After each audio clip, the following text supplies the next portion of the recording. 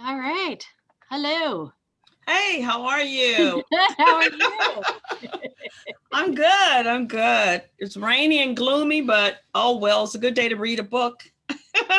Yes, discuss a book. Absolutely. Yeah, we're still going through our How to Be an Anti-Racist by Ibram X. Kendi and Ibram. Keith Kindrum, and we are enjoying it because we're now in a section of behavior and we're having a good time discussing things here. I know that my diversity circle is the organization that we just love taking once a month an opportunity to come together as a group of people who are totally different in many, many ways. And we share ideas and have great discussions on what's going on in the community, what's going on in the world, and what's going on in this book, which gives us a real educational foundation. So, what do you think about behavioral racists and behavioral anti-racists? We have some definitions today. We All do. right. Okay. One who is making individuals responsible for the perceived behavior of racial groups and making racial groups responsible for the behavior of the individual is a behavioral racist.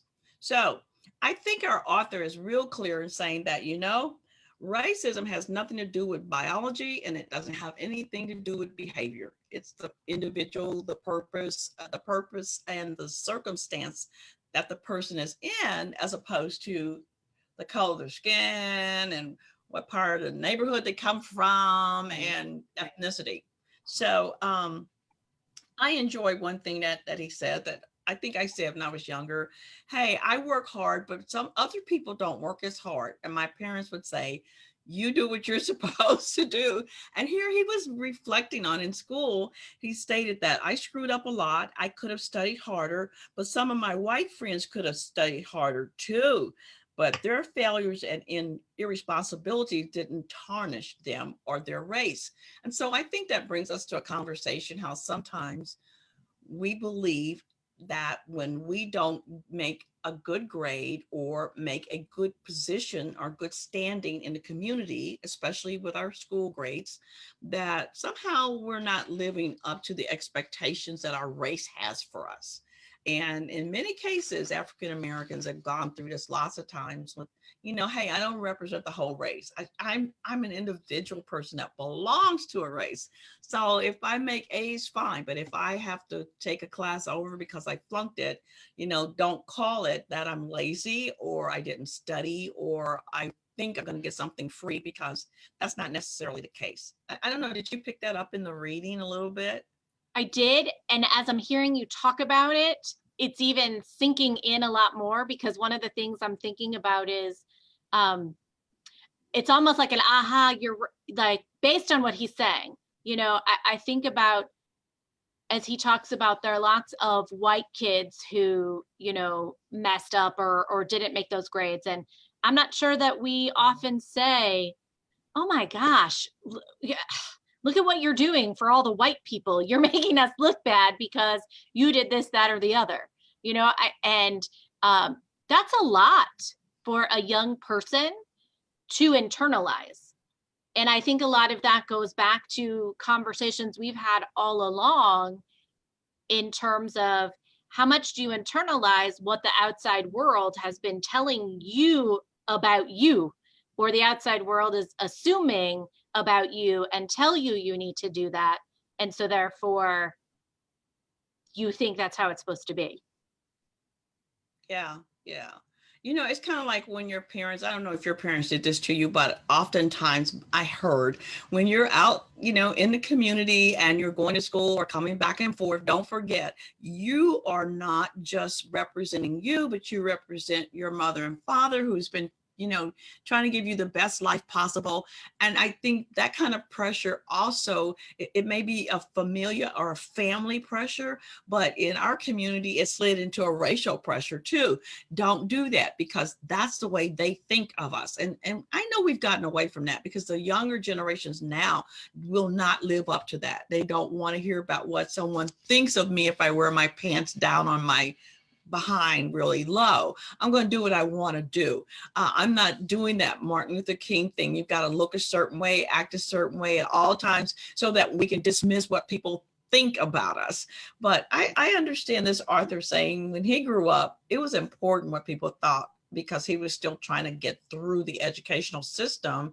And that pressure is something that he carried with him all the time.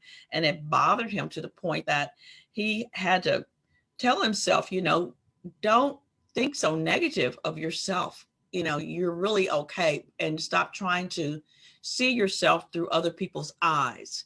But Right. that's difficult when you're one of few minorities in an all-white school, practically. I mean, that's difficult. So somehow you can't look like you're lazy. You can't look like you do drugs, or that you or uh, a bad person without faith and direction and determination. You have to put on this big look all the time. And I think he said, hey, there's no single Black behavior. We're people. And he finally got to that point where it's about me. It's not about the skin that I'm in, and I'm carrying the whole Black race with me every day to school. So I think that that's a good thing to kind of make sure people realize that it still goes on, I think, in maybe some schools where there are very few people of different ethnicities. And if the majority of the students come out of one particular background, there's this pressure of feeling that you can still be you, and that whoever you are, people see that that's you. It's not about carrying a banner for the whole Black race. I don't know. I was one of those people in a school like that. It was all white in Springfield, Missouri, years ago, and it was amazing that I hate to say it, but I just felt like I was always walking a straight line, because that was the way I figured the success would come. Because you have to get past the teachers, you have to get past the administrators, you have to get along with the student body. I mean, there's all these multiple pressures on you that if you said, I don't care what any of those groups think about me, your success rate would not be great. I mean, call it racist or call it just ignorance on the part of the administration, but everybody had to be in a certain kind of pattern. So if you went to a school like that, you fell into the pattern to be successful. Sad, but true. Well, and that comes back to, I think we've had conversations before about not necessarily, not segregation, but sort of that notion of assimilation, where you have to let go of who you are as an individual or what makes you particular and distinct to be universal, so that you Yeah. look like and you're acting like and doing everything else. And I think one of the things that we forget with regard to race is that when everybody, immediately looks at the color of people's skin, you can't assimilate that. There's not, they're not, Exactly. You you can't can't, pass. right, you can't put that in a different place. Yeah. And, and I think also what I think he talks about too, in terms of so much, there's a lot of discussion about education in this chapter with regard to behavior, and this recognition really about the system and what are the systemic changes that have to take place, that have to take place in the big system, that would hopefully help to lift people out of this, to help remove that mindset, if that's the way of being it, when you aren't given the tools because the world says you're this way, you're this way, you're this way. Yeah. How do you step out of that?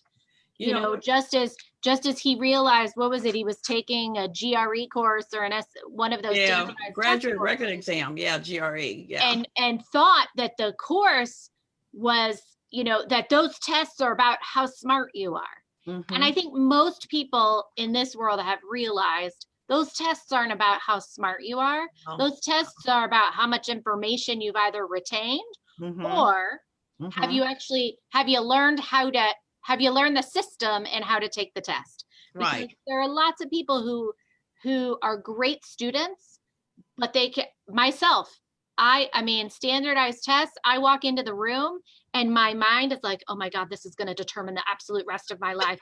And I freeze up and, my SAT score was terrible. My GRE score was terrible. And luckily I had other grades and other things that did that. But so Yeah. now we imagine if people don't know enough about that, or aren't, you know, recognizing that score, those tests don't define you. But yes, But they did then. correct, correct. And yes, people who have money can sit and take all of these courses Yeah, and you're learn the trained. tricks for Yes. how, you know, to take those tests. Mm-hmm. I I like the hadn't, way I he, never sat through one of those courses, so I maybe it would have know. helped me. I don't I know. like the way he said, okay, so this isn't about how smart I am. Oh my goodness, it's about how to take the test. So Right. he related to when he goes to the gym and lift weights. It's kind of like how you position your body is how you can really carry more weights. Right. And It he, isn't that you necessarily are stronger, exactly. but do you understand the technique of it? Exactly, exactly. And Right. so he says, you know, these tests are just one way that truly society found a way to degrade Black minds, because once you get a test score, once you get your IQ, once you have to share that test score with all these colleges and universities, it's like a label that follows you forever. And he realized that a lot of people, like you said, don't have resources to go to those training classes to learn how to take those tests and how to get in there and get the best score that's possible. And there you sit with this score that's humiliating low.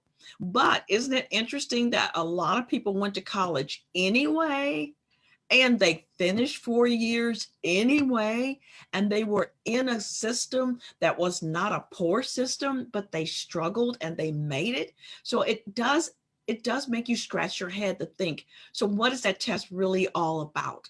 Why is it so humiliating to a certain group of people and uplifting to another? And so there is a question about testing. And I lived through some testing in my home, not just for schools, but for industry tests, for making Mhm. it in civil service, my dad. And there was great lawsuits and challenges over the testing that would determine whether or not you could go up and be promoted in certain categories. And the question was, is it really all about what's in your brain? And what about the person that didn't go to college? So in some ways, we have moved away from that score being that factor. Like you said, oh, this thing is going to follow me for the rest of my life. No one thing determines you. And I think that's perfect the way he finally realized this is crazy. You Right. know, how painful is this thing? And I remember I looked at my scores and thought, if I take this test again and spend that money, is my score going to change? So, well, I no, did. it didn't change, you know? Amazing, amazing. But we didn't mention that Martin Luther King thing. Are you a disciple of Martin Luther King, or are you a thug that's killing the dream? I want to talk about that as well. Okay, That's and kind of he brings stepping back that a up little bit. with regard to, you know, young Black men coming before Black judges, Hmm. Hmm. and that feeling that, you know, sometimes when you are a young person and you mess up, um, and if you come before a what does he say? Um, so he says, Black judge, our yeah, right, the our black mistakes judge, were hands down. generalized as the mistakes of the race. It seemed that white people were free to misbehave, make mistakes, but if we failed or failed to be twice as good, then the Black judge handed down a hard sentence. No probation or parole. There was no middle ground. We were either King's disciples or thugs killing King's dream. Wow. Well, that has been going on for years. I think that's more the language of assimilation. You know, those who have gone through taking the test, for instance, and studying and getting into a position. And at the same time, the role of some people they think is to maintain the achievements that they've made. The expectations that other people can achieve what I've achieved. And that's not always the case. And so many people, so many young people do not have the opportunity to increase their scores by 200 points because they have money to go study, or maybe they don't even stay in school. The economic situation at home is so, fractional that they have to go to work and not pay attention to classwork. So Or sooner or later, perhaps, as you bad say, decisions are made. right. And he points out, perhaps you're sitting in a Yeah. school that doesn't value you as an individual and value your mind. And part of that has to do with the fact that your school isn't given the same resources or the same tools that can help you, get through that school and recognize the value of that education that you're getting. He points out in Yes. later on in the book, that there was a statewide study in Pennsylvania where poor white neighborhoods, that were at the same poverty level as Black neighborhoods, those poor white neighborhoods were getting more money into those school educational systems than the Black neighborhoods. Mm-hmm, And so mm-hmm. that's that systemic racism that we have to get rid of. And we have to say that, we need to make sure everybody's got the tools that they need to succeed in whatever way they're going Yeah. to succeed. You don't need, like, you need to be you, you need to be you, you need to be you, in every community. In every community, there are kids that want to be doctors. In every community, there are kids that want to be lawyers or teachers. In every community, there are kids who dream of playing for the NBA or the NFL or the MLB. Oh, yeah. Everyone has those dreams. And if that's your dream, great. How do Yes. we help you? Yes. But how do we also help everyone else who wants to be a scientist or a, mathematician or an artist or whatever, a business person, that CEO? Yeah, some of the statements he made along those lines that you have just beautifully articulated is that you can standardize curriculum all day long, but let's standardize opportunities for people. Right. So because the level, not just what comes out of a person's achievement test score, but the level of achievement, because maybe you didn't test for some of the things that I'm really great at, because you don't believe that's necessary to have in that test. So if that test is structured a certain way, include with the test other types of systems that can support a total grade point average or total a standardized number to get into college. And I think a lot of schools are doing that now. It's kind of like, what have you done extra? How can you support your transcript and your test scores? And so the more you do that, the less emphasis is on that test as structured by somebody who doesn't look like me and whose life experiences are nothing like me. So those questions are not going to be pertinent to me. Not that they're not pertinent, but not pertinent to everybody. Or maybe after I decide I have to, with my number 2 pencil, pick an answer, maybe you forgot an answer that's very important to have on a test. So, because your life is not like mine. And I think that's really critical. I think you said it. I mean, it's like, make it a possibility for everybody, Absolutely. And what's so interesting in some ways, and I think about this as right now the parent of a high school senior who's going through the process of applying to colleges. But in many ways, I feel like COVID has made the process different this year. Mm-hmm. So many universities and colleges have thrown out the standardized tests this year. Why have they thrown it out? Because the world shut down last spring, and so many kids have not had access to the tests. They couldn't go and take the tests. And they're still having problems getting, so some school districts will offer those tests for free so that every child, every student has the opportunity to take those tests. And those weren't offered in some places. You also have testing sites that have been shut down everywhere. And just to get a seat in a testing site is still difficult. And so universities have, in order to have kids be able to feel like they could still apply to school this year, have had to really change. I think the admissions process is really going to be different this year. And in some ways, perhaps it's helping to sort of level that playing field. Yes. And let's look at your grades. Let's look at your activities. Let's look at how you present yourself in your writing and your resume. And why not? Because you know what, if there's reasonable accommodation for individuals who self-disclose that they need support in some form or fashion to get through education, then that's what we do, because that doesn't mean you can't function and perform. It just Right. means you might need help in passing through certain hoops to get to the other side so that you can get the grade or have the graduation that's needed. Right. And I used a lot of editors every now and then because I just talk and write the same way.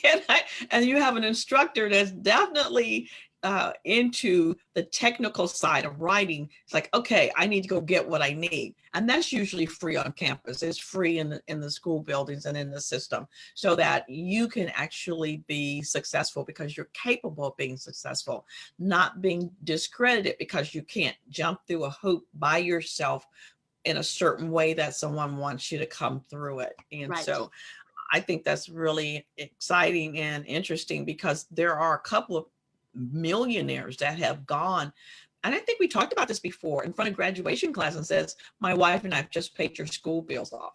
Like, give people an opportunity to get going. And our young people, particularly, since we don't have a lot of job opportunities, I think before COVID, it was, employment system was very good, but there's just so many things that hold people back when they're trying to figure out, okay, now that I have the degree, I have to get the job, and I have to pay the bill for the school, and I have to live, and I have to. And so once they have all these things weighing them down like a backpack, even though they now have the credentials for the job, their opportunity is also sliced in half again. So it's been wonderful to see the costs that's been a burden for so many people, because I had some of those burdens. Seemed like I could never pay off one of my school bills. And so finally, at one point in my life, one of my bills was paid for when I went to school, and I felt totally different about education, and I felt encouraged. And I think that's important, that the opportunity is there to be successful for everybody, and the resources are there, because if your parents can't afford it, you've got to pay the bill. And it's with you for a lifetime. It's amazing. Yep. Oh, believe me, you do. I came out of undergraduate and graduate school with immense school debt, and have been lucky enough that, I buckled, that my focus was to pay it off. And if it meant that I still lived like a student, even once I had a professional job, for me, that's what I needed to do. But, I knew with the choices that I made that I would have that debt, that's there. And lots of us have to think about it. I want to pose a question that Okay. might be, it's on my mind, and I hope it doesn't come out wrong, but that's why we have these conversations. And he says, right, we're okay. The end, to be anti-racist is to de-racialize behavior, to remove the tattooed stereotype from every racialized body. Behavior is something humans do, not races do. Okay. In our society, but Blacks, whites, Hispanic, Latinx, that people will say, you're acting white, you're acting Black, you're acting whatever. Yep. What do we do about that? And how does that fit with racialized behavior when among racial groups, we're saying that? Does that question make sense? I think it's going to take time. It makes yes, ma'am. It's something that is not easy to eradicate. Okay. So even our author in the book, our conversations, our small groups in church settings, no matter how hard we work at that, we will somehow diminish a little bit of that at a time. I think it takes a long time to get rid of that kind of thinking, but it has to start somewhere. And so that's why so many people are reading and talking and having relationships that can remove that. And even though you think you've removed it, you might still on the way home think, well, that person's smart because they come out of an Asian background and they know math and science better. It's like, really? So you have to catch yourself and repeating a behavior that's in your system and in your thinking, Right. Those are those and inherent rethink biases. what you're saying. Exactly, because I hear that, that person is acting black, or I can't believe that guy is rapping. I thought only blacks rap. Rap music is everybody's music. So I hear that sometimes. And you think you're white, or you think you're black, or you're not acting like yourself, is very, I think, antiquated. I think So do we call people it out on comes it? out of So when well, somebody says to I you, would, Sheila, I would. you're acting white, you're talking white, you're acting like, do you call them out and say, hey, what does that mean? How am I, Yeah, what does that how am I mean? acting this way? Right. Yeah.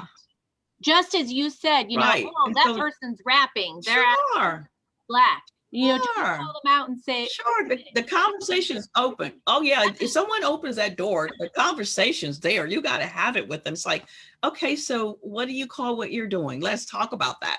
And usually people can't really dialogue past that point. I think it's feeling some people who are not able to be comfortable anymore in this world that's changing get upset when it changes, because it's like I can't find myself in my grid where I used to be and where all my friends used to be. Things have shifted. I've heard even whites say, well, that's not who we are. Why are you wearing cornrows? Or why do you have beads in your hair? Well, somebody just came. I had a friend just got back from Jamaica, and so of course she had blonde hair and she had her cornrows. She had been in the environment and the spirit of the islands. Okay. So what do you do when someone is locked into, I expect you to look a certain way, young lady, or that's not who you are. We have a right to experience life and experience it very openly. And if that's what you want to do, because there are Black women that wear blonde hair, or they get, and I have relatives that have their hair bleached blonde. And it's like, my mother says, we don't have any blondes in our family. I know she's making a joke, but I think, there's a generation that's like, hey, stop it. I can't figure out where anybody is and what's going on. Right. But that's called change. And that's where I think people have opened up and they're comfortable with everybody. I can understand a little bit of Spanish. I understand a little bit of Korean, and I eat at a Korean restaurant, and I'm not just in my own community anymore. So mentally, I'm not in my own structure where I have to live by somebody else's expectation. And that's what the author was saying. That Arthur kept saying, I kept looking at all the people in my school and trying to live through their expectations of me. However, I thought they were looking at me, I tried to be that. And people have gotten away from that. We're no longer trying to hold each other in some kind of oppressive state or some kind of prison that, hey, you're Black and you're supposed to speak a certain way. Or I'm on the phone and people go, oh, I didn't know you were Black. It's like, well, what did you expect? What's a Black voice? Yeah. Right. So we have gotten to the point that there's a big population of people that have moved on, and there's a solid smaller group, but they're holding on very tight to what they feel is comfortable because they don't want to let go. And that's sad, but they'll have to let go. You have to catch up. You have to use a cell phone. My mother kept saying, you guys look stupid walking around with a phone. It's the dumbest thing I've ever seen in my life. Everybody's walking around with a stupid phone. I grew up, and I'm like, okay, you grew up when there was pay phones on the corner and you wait till you got home and then you talked on the phone. But either you stay where you are and you're so lost, or you catch up and enjoy the new things that are going on in this world. That's what I think is an issue for us, and we have to do that. Fear is one thing that a lot of folks are dealing with. They just, right. Interracial marriage. Oh, you're mixing. It's like, people have moved on and have relationships. They're not mixing. No, so even your look, vocabulary, it's just like the announcement that came from the Pope today. And we won't get into the discussion because sexuality is in another couple chapters, but that the Pope announced today that there should be a path for civil marriage, you know, for same-sex couples. Wow, that's huge. But that's a big change that's going to take people, you know, that's going to take a while. And that will have its ripple effects, not only in the Catholic Church, but I think potentially in other Christian denominations as these things go forward. And I think that's what he talks about all the way through, that it's not just about race, it's not about racialized behaviors, it's not, you know, we try to put everybody in these buckets of what we assume them to be.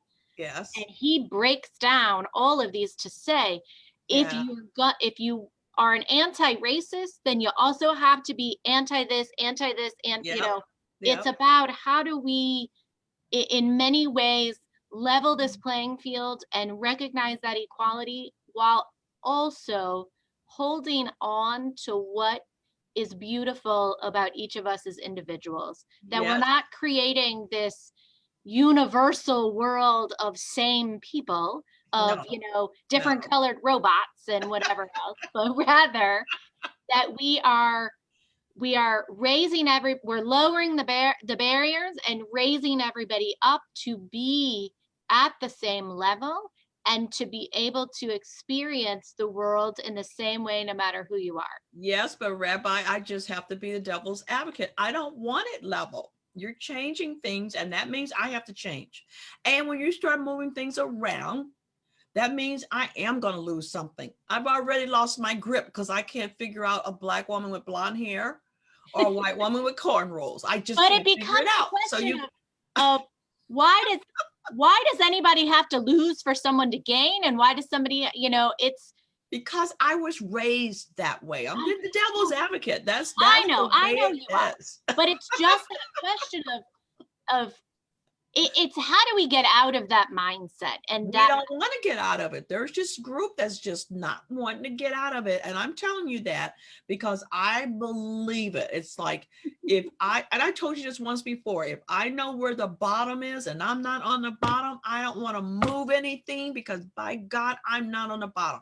I was taught that I am the person that never is on the bottom, that you're on the bottom, Sheila Sledge, not me. So when people are locked into that, and sadly enough, there's fewer and fewer and fewer of them, the desperation sets in. That's why you see some very violent, sad behavior going on, some very cruel conversations going on, some strategies to recruit and put people in places to hold on.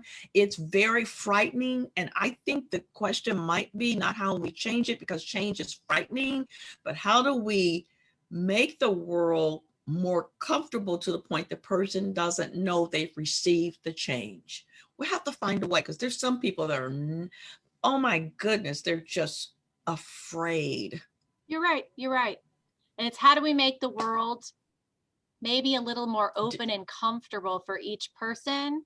And sometimes it means maybe we have to figure out how do we make space for that person that you were just portraying, and how do we make space for that person that we don't want to make space for them because they need to change and we think they're what's wrong in the world, but they also think we are what's wrong in the world. And how do we make space for each other?